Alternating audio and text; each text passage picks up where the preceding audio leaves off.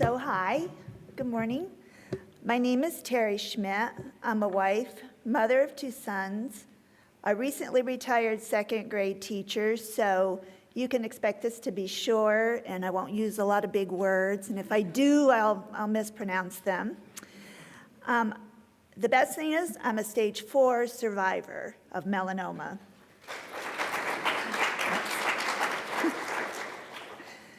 My journey with melanoma began on August 4th, 1998. A small spot on my right arm turns out to be stage 1A melanoma. February 2013, almost 15 years later, I trip and I fall in my classroom. I begin to have problems communicating, and I think I have a concussion. The results of a CT scan prove my concussion theory to be wrong. I have a mass in my brain presenting as cancer. Brain surgery is performed to remove a chestnut-sized tumor from the left frontal lobe of my brain. The brain tumor is melanoma, and there's a possible lesion in my lung. In March, I have a PET scan. The results show no hot spots indicating active cancer. Stereotactic radiosurgery, which is targeted radiation to the area of my brain surgery, is performed to further assure that the cancer in my brain doesn't return. April. I will be considered for a clinical trial at the University of Virginia involving a vaccine as long as cancer does not reoccur. June. Biopsy of the node in my lung. It's melanoma, and therefore I'm no longer a candidate for the vaccine trial. July. A lesion on my spine shows up during an MRI of my liver.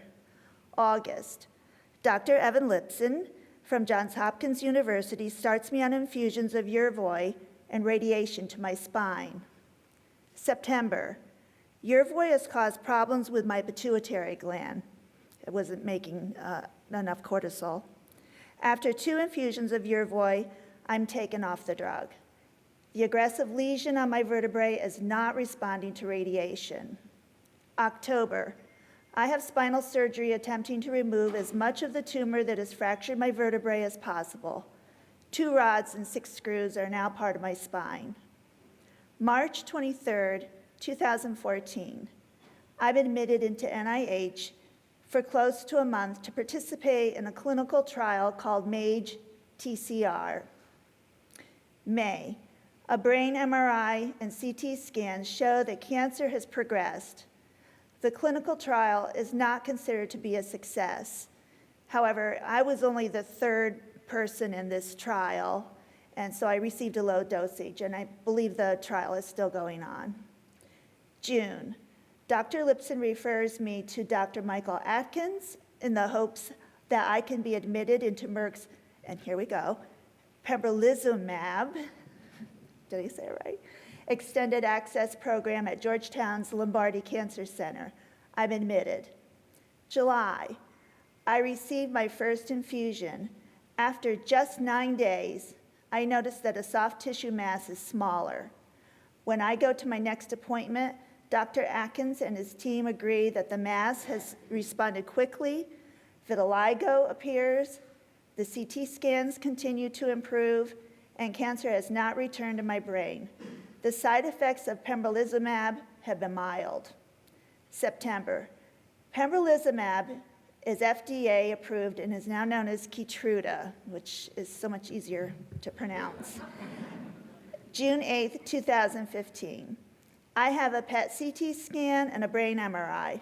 The results show no evidence for active melanoma. Keytruda is discontinued, and I'll have scans in 3 months. September, I have a brain MRI and CT scans. Results, there have been no changes. The next brain MRI and CT scans will be on December 8th. So I'm confident that my army of T cells will continue to recognize melanoma as the enemy and attack whenever they see it. And I would like to thank the wonderful doctors and scientists that have developed all of these therapies, and I think that they spend almost every day working. And also our caregivers, And I think all of the patients really appreciate how much they devote all their time to taking care of us when we're grumpy, depressed, not feeling well, whatever. So there's my caregiver over there. If you're a caregiver, raise your hand. And let's give them a round of applause.